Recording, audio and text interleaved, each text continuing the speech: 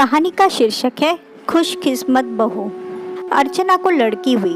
Normal delivery होने के कारण उसी दिन हॉस्पिटल से छुट्टी मिल गई। पहला बच्चा था घर में। सभी बहुत खुश थे। सासू जी बहू के आराम के लिए हॉल के पास वाले कमरे में बिस्तर लगा रही थी। बहू शाम को घर आ गई।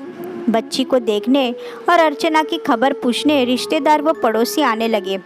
सासू माँ घर का सारा काम भी करती, अर्चना व बच्चे का ध्यान रखती और आने वालों का स्वागत भी करती। कहते हैं सभी एक जैसे नहीं होते। सभी अपनी अपनी सलाह अर्चना की सास को देकर जाते।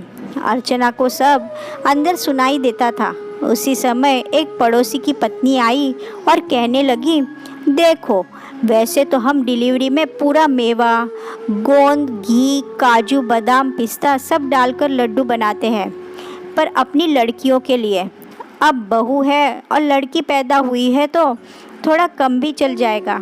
बादाम बहुत महंगे हैं, इसलिए 500 ग्राम के बदले 150 ग्राम ही ले लेना, और वैसे ही सभी मेवा थोड़ा थोड़ा कम कर देना, और लड्डू कम न बने इसलिए गेहूं का आटा ज़्यादा ले लेना।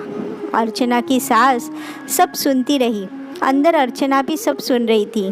पड़ोसन चली गई। ससुर जी बोले, देखो मैं बाज़ार जा रहा हूँ, तुम मुझे लिखवा दो क्या लाना है, कोई चीज़ बाकी ना रहे। अर्चना की सास ने सामान लिखवाया। हर चीज़ उनकी लड़की के डिलीवरी के समय से ज़्यादा ही थी। ससुर जी ने पूछा, इस बार सभी सामान ज़्यादा है, क्या तुम भी लड्डू खाने वाली हो? तब अर्चना की सास बोली, सुनो, जब बेटी को डिलीवरी आई थी तब हमारी परिस्थिति अच्छी नहीं थी और आवक भी कम थी। तब आप अकेले कमाते थे, अब बेटा भी कमाता है, इसलिए मैं चाहती हूँ कि बहू के समय मैं वो सब चीज़ें बनाऊँ जो बेटी के समय नहीं कर पाई। क्या बहू हमारी बेटी नहीं है?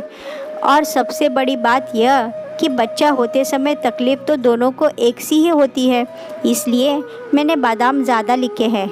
लड्डू में तो डालूंगी ही, पर बाद में भी हलवा बनाकर खिलाऊंगी, जिससे बहू को कमज़ोरी नहीं आए और बहू पोती हमेशा स्वस्थ रहे।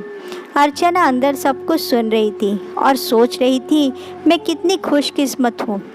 और थोड़ी देर बाद जब सासू जी रूम में आई तो अर्चना बोली, क्या मैं आपको मम्मी जी की जगह मम्मी कहूँ? बस फिर क्या, दोनों की आंखों में आंसू थे।